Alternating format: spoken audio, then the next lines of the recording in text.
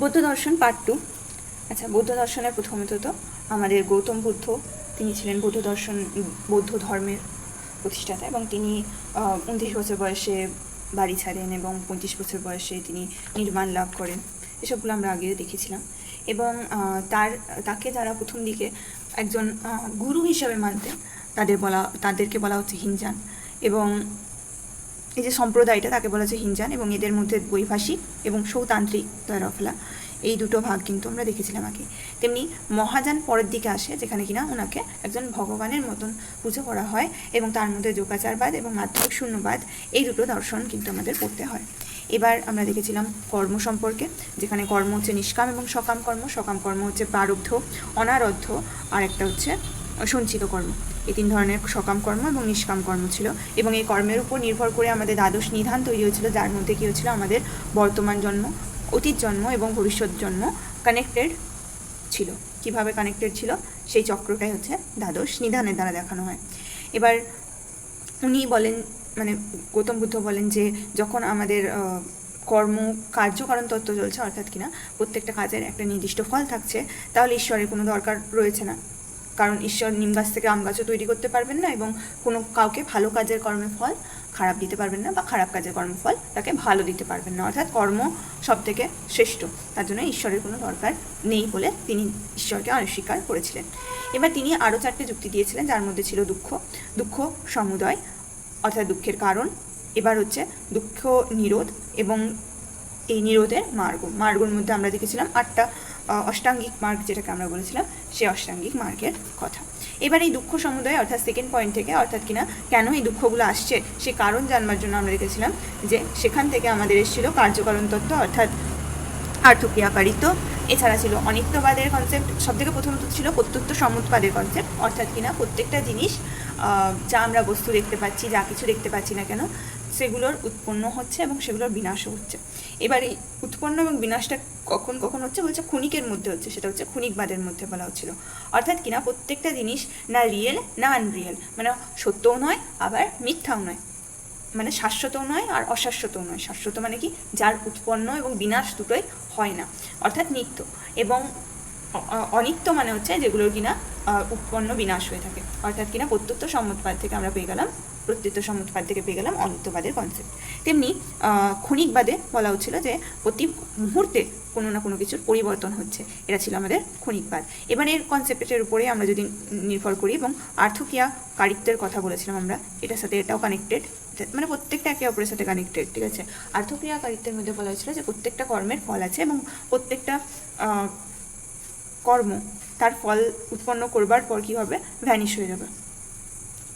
মানে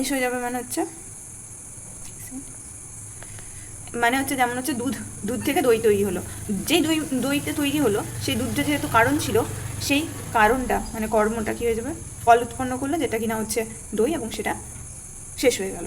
অর্থাৎ কী হলো, প্রত্যুত্ব সমুৎপাদের হয়ে গেল কনসেপ্ট, আর এটাকে বলছে আর্থক্রিয়াকারিত্ব। এবং প্রত্যেকটা ক্ষণে ক্ষণে যেহেতু পরিবর্তন হচ্ছে, তাই আমরা দেখব আত্মার মধ্যেও পরিবর্তন হচ্ছে, এবং তাই অনিত্য আত্মবাদ বলা হতে পারে, কিন্তু অনেকে এটাকে অনাত্মবাদ বলে ডেকে থাকেন, এবং অনেকে এটাকে আরও ভুল করে বলে থাকেন যে আমাদের আত্মা নেই, আত্মার কনসেপ্টকে এরা মানে না, কিন্তু অ্যাকচুয়ালি এরা কিন্তু আত্মার কনসেপ্টকে মানে, কিন্তু একদম যে জড়া কোনো রকম কোনো কিছু চেঞ্জ হবে না এরকম যে আত্মা, অজর অমর আত্মা, এর কনসেপ্ট কিন্তু এরা মানে না। ওকে, এবার হচ্ছে আমাদের ক্ষণিকবাদের মধ্যে দুটো থিওরির কথা আমাদের পড়তে হয়, সেগুলো এটা কিন্তু রয়ে গেছিলো। তো ক্ষণিকবাদ মানে হচ্ছে মোমেন্টারিনেস, প্রতি মুহূর্তে কোনো না কোনো কিছু চেঞ্জ হচ্ছে। যদি আমরা সায়েন্টিফিক্যালি ভাবতে চাই, তাহলে প্রতি মুহূর্তে পরমাণুর মধ্যে যেমন ইলেকট্রন, প্রোটন, নিউট্রনের মধ্যে কিছু না কিছু চেঞ্জ হচ্ছে, ইলেকট্রন ঘুরছে, তাহলে ইলেকট্রনের মধ্যে চেঞ্জ হচ্ছে। তো এই যে অবস্থানে চেঞ্জ হচ্ছে, বা আরও হয়তো ভবিষ্যতে আমরা আরও অনেক কিছু চেঞ্জ দেখতে পারবো, অনেক কিছু আরও গবেষণা করে জানতে পারবো। তো মোট কথা প্রতি ক্ষণে ক্ষণে চেঞ্জ হচ্ছে, যেটা কিনা আমাদের কখনো কখনো আমরা খালি চোখে বুঝতে পারছি না। যারা এই কথাটাকে মানেন যে আমরা বস্তুর মধ্যে পরিবর্তন হচ্ছে, কিন্তু খালি চোখে সেটা আমরা বুঝতে পারছি না, অবিরতভাবে যেহেতু পরিবর্তন হচ্ছে তাই আমরা জানতে পারছি না, এই কনসেপ্টটাকে ক্ষণিকবাদের মধ্যেই এই ভাগটাকে বলা হয় সনাতনবাদ। এবং যার মধ্যে হেরাক্লিটাস, হিউম, এরা সবাইও কিন্তু এই কনসেপ্টকে মানত। তেমনি আরেকটা ভাগ আছে যারা কিনা মানে সংঘাতবাদকে, সংঘাত, স্কন্দ, এই শব্দগুলো যখন আসবে, অর্থাৎ বুঝতে হবে যে এখানের মধ্যে কী হবে, না প্রত্যেকটা জিনিস একসাথে জুড়বে, প্রত্যেকটা ভাগ। এখানে বলা হয় যে জীব দেহ যে 5টা জিনিস দিয়ে তৈরি হয়, রূপ, বেদনা, সংজ্ঞা, সংস্কার এবং বিজ্ঞান। এখানের মধ্যে এই যে সংস্কার, এটা হচ্ছে আমাদের কর্মের ইমপ্রিন্ট, যেটা কিনা আমাদের পাস্ট লাইফ থেকে আসে। এখানের মধ্যে মানা হয় যে এটা একটা খুব সুন্দরভাবে বর্ণনা করেছিল এক জায়গায় বৌদ্ধ সাধু। তিনি বলেছিলেন যে একটা লাইন আছে, তো কী হবে না, প্রথমে যেমন আমরা দেখছিলাম এই লাইন দিয়ে যদি বোঝাবার চেষ্টা করি, প্রথমে ছিল এটা দুধ, এবার এই দুধটা কী হলো, আস্তে আস্তে এটা আমাদের দইয়ে তৈরি হলো, ঠিক। এবার এই দই থেকে আবার নেক্সট কিছু একটা তৈরি হবে, তাই তো। কিন্তু এই জিনিসটা আর দুধে পরিবর্তন হবে না, ঠিক। ঠিক তেমনই আমাদের জীবনও এরকমভাবে চলছে, অর্থাৎ কিনা পূর্ব জন্মটাকে আমাদের দুধ হিসেবে দেখানো হচ্ছে যে আমরা এইভাবে শুরু করেছিলাম, যেমন দুধ প্রথম পর্যায়ে ছিল সেইভাবে আমরা শুরু করেছিলাম, এবং তার পরবর্তী জন্মে আমাদের কী হলো, পরের দিকে আমরা লাস্ট পর্যন্ত দই তৈরি হলো দুধ থেকে, তো আমরা লাস্টের পজিশনে আমরা ধরে নিচ্ছি দইকে রেখেছি। অর্থাৎ প্রথমে যে আত্মাটা শুরু হয়েছিল, ঠিক আছে, কাজ করছিল, সেই আত্মাটা কী হয়ে গেল, চেঞ্জ হয়ে গেল লাস্টে। এবার কি যখন আবার পরবর্তী জন্ম হবে, তার মানে কি আবার এখান থেকে শুরু হবে, অর্থাৎ কি দুধ থেকে শুরু হবে নাকি দই থেকে শুরু হবে, দই থেকে শুরু হবে চেঞ্জেস।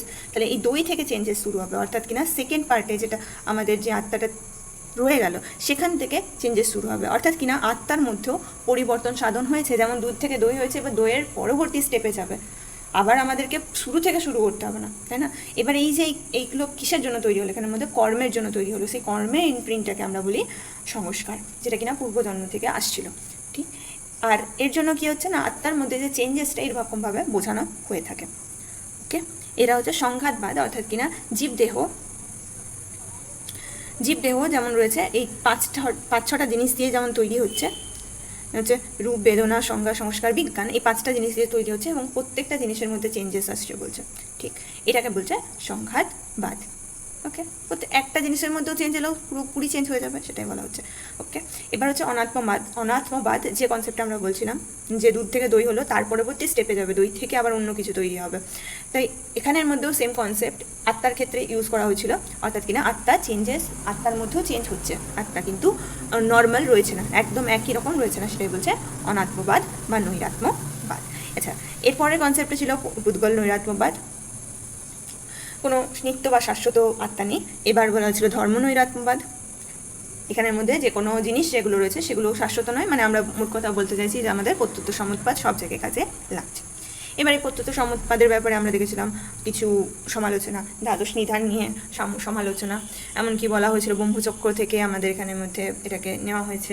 এছাড়া হচ্ছে ক্ষণিকবাদের কনসেপ্ট নিয়ে আমরা কিন্তু সমালোচনা দেখেছিলাম, এবং এছাড়া হচ্ছে অষ্টাঙ্গিক মার্গ, এই যে সামক দৃষ্টি, সামক সংকল্প, বাক, কর্মান্ত, আজীব, ব্যায়াম, স্মৃতি এবং সমাধি, আর প্রজ্ঞাশীল বা পঞ্চশীল, সাম্যক সংকল্প, বাক, কর্মান্ত, আজীব, স্মৃতি এবং আত্মদীপভাব, অর্থাৎ নিজের দ্বীপ নিজে হও, এই কথাটা কিন্তু আমাদের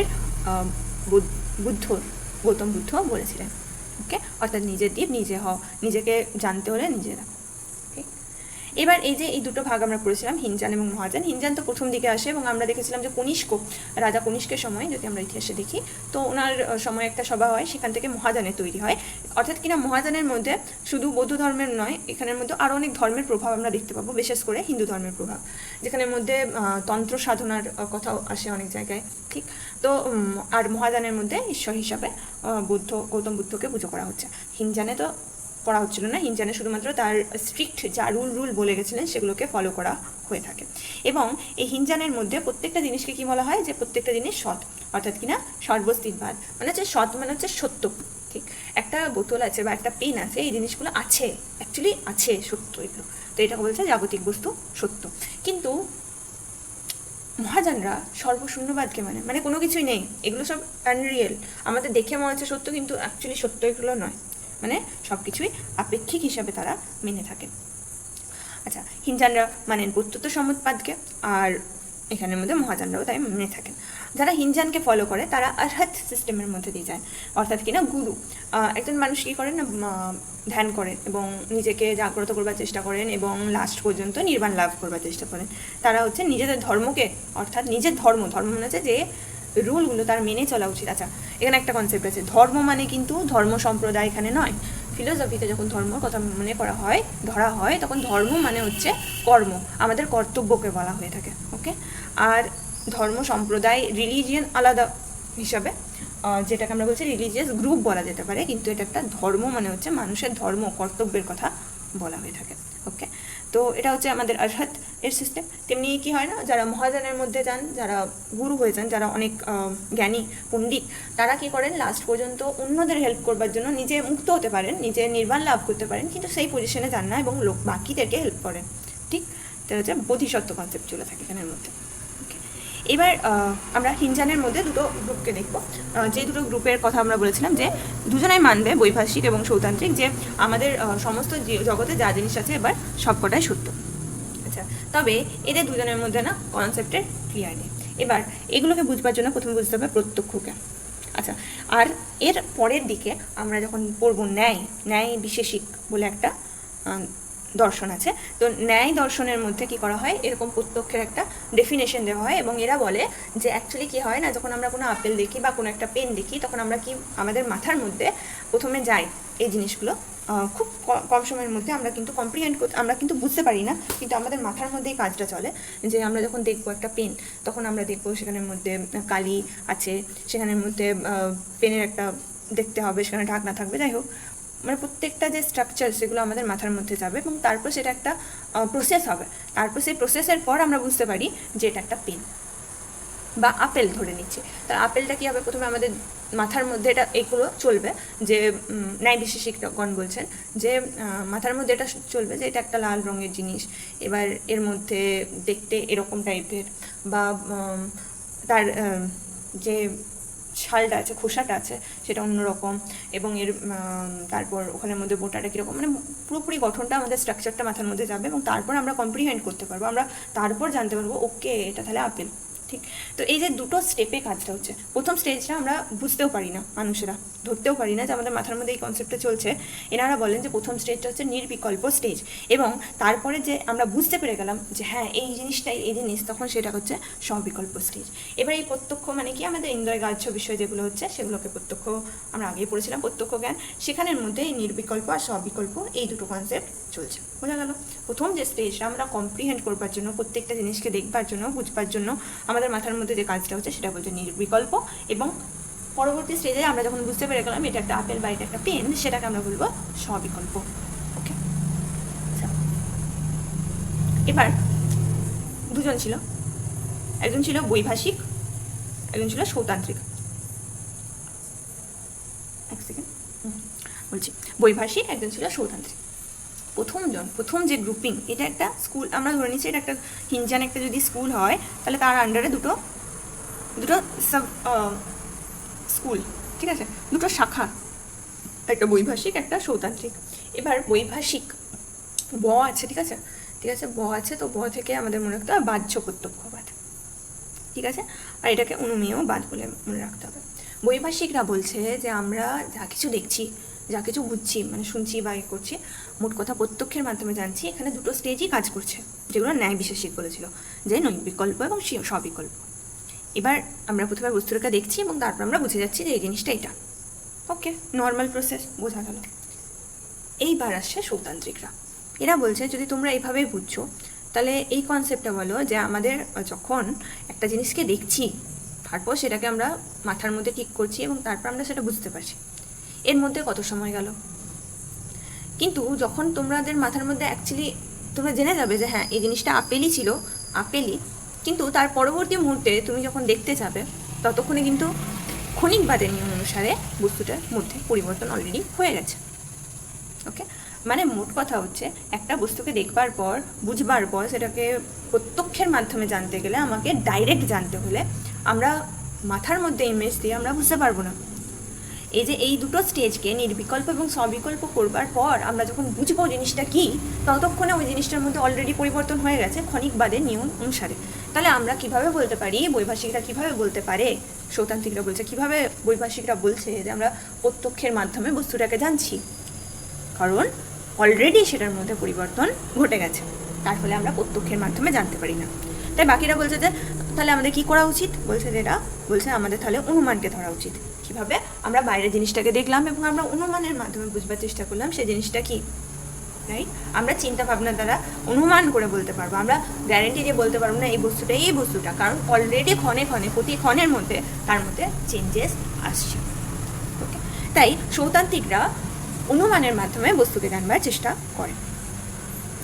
এবার এই দুটো কনসেপ্ট গেল, আবার বৈভাষিকরা এদের উল্টো করে কোশ্চেন করবে। এদের এই তো কাজ, মানে এরা উল্টোভাবে কোশ্চেন করবে যে তাহলে তোমরা যে অনুমানের মাধ্যমে জানবার চেষ্টা করছো, তাহলে সেটা কি অ্যাকচুয়ালি প্রত্যক্ষের মাধ্যমে জানানো হচ্ছে না? যে প্রত্যক্ষকে তোমরা চোখে দেখবার পর তোমরা এই স্টেজগুলো ফলো করবার পরই তোমরা অ্যাকচুয়ালি বলছো যে হ্যাঁ এটা, কিন্তু তোমরা শুধুমাত্র অনুমান নাম দিয়ে দিচ্ছ। কিন্তু অ্যাকচুয়ালি কিন্তু যদি আমরা দেখতে যাই পুরোপুরি কনসেপ্ট হিসাবে বৌদ্ধ যে দর্শনের হিসাবে এই যে সৌতান্ত্রিকদের যে কনসেপ্টটা ছিল সেটা কিন্তু অ্যাকচুয়ালি ঠিক বসছে, ক্ষণিকবাদের কনসেপ্টকে ইউজ করে বসছে। তার কারণে সৌতান্ত্রিকদের মতকে দিলেও এরা বৈভাষিকরা সমালোচনা করলেও সৌতান্ত্রিকরা একটু হলেও ঠিক ছিল, কারণ মোট কথা আমরা দেখতেই পেলাম যে ক্ষণিকবাদের কারণে প্রতি মুহূর্তে চেঞ্জ হচ্ছিল। তো এটা ছিল হিনজানের মধ্যে দুটো স্কুল। এবার মহাযানের মধ্যে আরও দুটো স্কুল ছিল। আমরা এখানের মধ্যে নর্মালি আলোচনা করব যে ওরা কী বলবার চেষ্টা করেছে, কারণ এই যে সর্বশূন্যবাদ বা যেটাকে বলছি না যে লজিক্যালি যে আমরা সব কিছুকে, সব বস্তুকে রিয়েল ধরে রাখি, যে হ্যাঁ বস্তুটা আছে, আমাদের সামনে যদি বোতল রাখা থাকে, আমাদের সামনে যদি পেন রাখা থাকে, তাহলে আমরা বলবো যে হ্যাঁ এই জিনিসটা বর্তমান, আমরা চোখে দেখতে পাচ্ছি, আমরা ইন্দ্রিয়গ্রাহ্য বিষয় আমরা বুঝতে পারছি, কিন্তু এরা বলবে এগুলো সত্য নয়, অন্য ধরনের কনসেপ্ট। এবং এটাকে মাথার মধ্যে ঢোকাবার জন্য একটু হলে আমি প্রথমে বলে দেবো যে এখানের মধ্যে কী বলবার চেষ্টা এরা করেছে। ওকে, এবং পরের দিন আমরা এটাকে আরও ভালোভাবে গভীরভাবে জানব। তো ফার্স্ট তো মহাযানের মধ্যে দুজন ছিল, এটা গল্পের আকারে। একজন ছিলেন যোগাচার বিজ্ঞানবাদ আর একটা ছিল মাধ্যমিক শূন্যবাদ। এবার এই যোগাচার বিজ্ঞানবাদকে যদি আমরা ভাঙি তাহলে বুঝতে পারবো যোগ ছিল এবং আচার ছিল, মানে মোট কথা নিয়ম মেনে যোগ আসন এর উপরে গুরুত্ব দিয়ে এরা বলবার চেষ্টা করে। এরা শেষ পর্যন্ত বলবার চেষ্টা করে যে আমরা অ্যাকচুয়ালি যা কিছু করছি, যা কিছু দেখছি, সেগুলো আমাদের মাথার মধ্যে আছে। এরা বলবার চেষ্টা করে যে আমরা যা কিছু শুনছি, যা কিছু করছি, সেসবগুলো কিন্তু মাথার মধ্যে আছে। এবং এরা এই জিনিসপত্রগুলো কীভাবে অস্তিত্বকে বা মানে প্রত্যেকটা বস্তুর অস্তিত্বকে অস্বীকার করছে, প্রত্যেকটা জিনিসের কথা বলবে। এগুলো যদি আমরা মাথার মধ্যে ভেবে নিই তাহলে আমরা কিন্তু মানে কল্পনা যেরকম ঠিক সেরকমই আমাদের এই বস্তুগুলো। ভাবতে কেমন লাগছে না? যে কিন্তু এরা যুক্তি এরকমই দেবে যে বলবে যে আমরা স্বপ্ন দেখি, তাহলে স্বপ্নে যদি আমাদের পিপাসা পায়, আমাদের যদি তেষ্টা লাগে, তাহলে আমাদের কী করতে হয়, আমাদের জল খুঁজি, ঠিক? তো চেতনা তো সেখানেও থাকে, ঠিক সেরকমই এটাও একটা স্বপ্ন, ঠিক?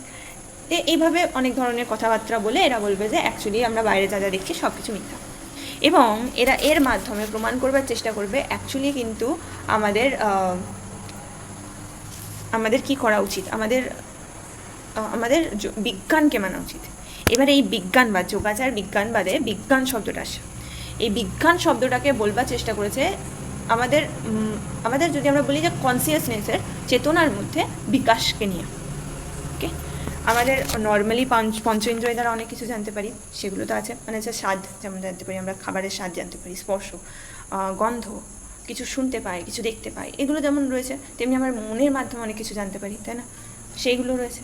কিন্তু এর থেকেও আরও এক্সট্রা আরও দুটো কথা বলবে এরা, যেগুলো হচ্ছে এক্সট্রা একটা অন্য ধরনের বিষয়, সেগুলোর কথা বলবে এরা, যেগুলোর মাধ্যমে জ্ঞানের কথা বলবে। বিজ্ঞান মানে জ্ঞানের কথা বলবে। তো মোট কথা হচ্ছে মহাযানের মধ্যে এই ধরনের কনসেপ্ট, যোগাচারের মধ্যে এই ধরনের কনসেপ্ট বলবে। মানে মোট কথা এরা মানবেই না যে বাইরের জিনিসগুলো অ্যাকচুয়ালি আছে। আর দ্বিতীয়ত যাদেরকে আমরা দেখব তারা হচ্ছে শূন্যবাদ। নাগার্জুন বলে একজন ছিলেন, তিনি এই শূন্যবাদের কনসেপ্ট দেবেন। এবং এরা বলবে যে শূন্য মানে কিন্তু আমাদের বোধগম্য নয়। মেনলি ইনি বলতে চেয়েছিলেন যে আমাদের যে নির্বাণ শব্দটা আমরা ইউজ করে থাকি, শেষ যেটা, সেটার অ্যাকচুয়ালি ফিলিং কেমন সেটা কিন্তু শব্দে বলা বা বোঝানো সম্ভব না। যেমন যদি কেউ কোনো একটা মিষ্টি খায়, ঠিক আছে, কোনো একটা জিনিস খেলাম আমরা, তাহলে অন্যকে সেই স্বাদটা আমরা বলে বোঝাতে পারি, কিন্তু সেটা কি সেরকম হবে যেটা কিনা আমরা স্বাদের মাধ্যমে পাবো? একদমই না। ঠিক সেরকমই নির্বাণ জিনিসটাকে বলা হচ্ছে, যে সেই জিনিসটাকে আমরা শব্দের মধ্যে বলতেই পারবো না, শব্দের মাধ্যমে বোঝাতেই পারবো না, ঠিক, এবং সেটাকে শূন্য নাম দেওয়া হবে, কারণ সেটা শূন্য নয়, বরঞ্চ সেটার কম্প্রিহেন্ড করা, সেটাকে বোঝানো অন্য কারোর পক্ষে যে ওই স্টেজে যায়নি তার জন্য শূন্যের মতন, ঠিক। তো এটা হচ্ছে মাধ্যমিক শূন্যবাদ। এবং এর এর ব্যাপারেও বলা হবে, ইনি বলবেন যে বাকি সব বস্তুগুলো ঠিক আছে, যে বস্তুগুলো ঠিক আছে আছে আছে, কিন্তু অ্যাকচুয়ালি সত্যটা কি নির্বাণ, এবং তার ব্যাপারে এখানের মধ্যে কথাবার্তা বলবে। তো এটা ছিল হিনচান, আজকে হিনচান পর্যন্তই থাক, আর মহাযানের গল্পটা এরকম চলবে, এটা পরে ক্লাসে হবে। ওকে।